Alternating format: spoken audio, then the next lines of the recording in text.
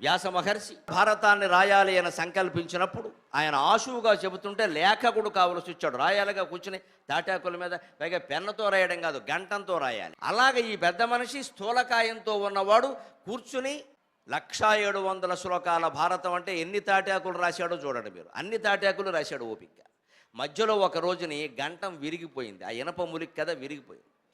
మరి అది కొనసాగాలి. పైగా వ్యాసుడికి ఈయనకి పందెం ఏమిటంటే ఆగకుండా చెప్పాలి భారతం అని ఈయన అన్నాడు, నువ్వు ఆపకుండా రాయాలని ఆయన అన్నాడు.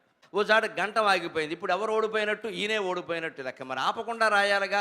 వెంటనే వ్యాసుడు చూస్తున్నాడు, గణపతి తెలివితేటలు ఎలా ఉంటాయో చూద్దాం ఏం చేస్తాడో. ఒక క్షణం ఆపలేదండి గణపతి. నాది ఏనుగు దంతం కదా, ఏనుగు దంతం మొన చాలా సూదిగా ఉంటుంది కదా, ఇంకా తరగదీతే అదే సూదిగా అవుతుంది ఏమిటి అని చెప్పి వెంటనే గంటం కోసం మళ్ళీ ప్రయత్నం చేయకుండా దంతాన్ని ఓడబీకాడు.